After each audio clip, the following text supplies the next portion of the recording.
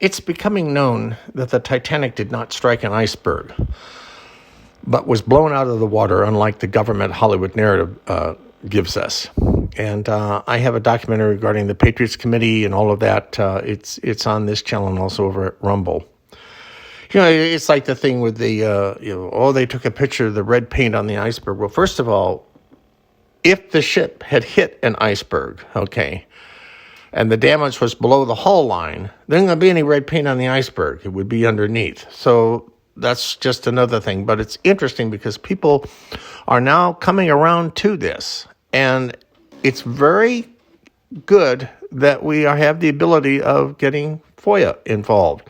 It's baby steps, like another issue after World War II.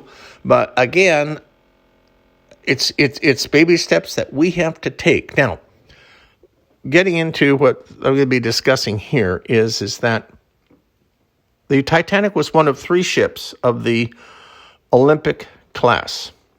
And when the first ship that is built of a class is named after the class of ships, or you could do it vice versa. So the first one that was built was the Olympic, Now, what happened over at Harland and Wolff was that a reporter came over, they wanted to, talk about the new ships that they were building, and they had started work on the second ship, which was going to be the Titanic. So the representative from Harland and Wolff tells the reporter, look, the next one we're building, which is this Titanic, is going to be fabulous. There's even going to be even more safety features on it, more development. So the reporter got excited about that and wrote the article. So there was all this hysteria in the media about, oh my God, the Titanic is unsinkable and it's going to do this and that and so on and so forth and all the amenities.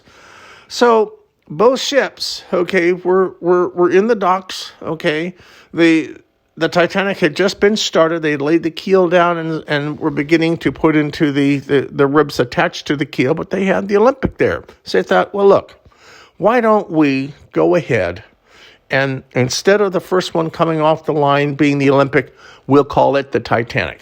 And that's why so many say the Titanic is the ship that never sank. And that started a whole lot of other rumors. There's also a lot of insurance schemes that the shipping companies do, like with the Liberty ships in World War II. I mean, if you had a few beers and you didn't know what ship you were on, they all look the same. You think you're on board your ship until you sober up and somebody kicks you off and says, nope, your ship's down the line. Anyway, that's very similar, but it is beginning to come out in mainstream to where people are accepting this, and thank God that we can put in FOIA requests. And with that, we'll see you in the next clip.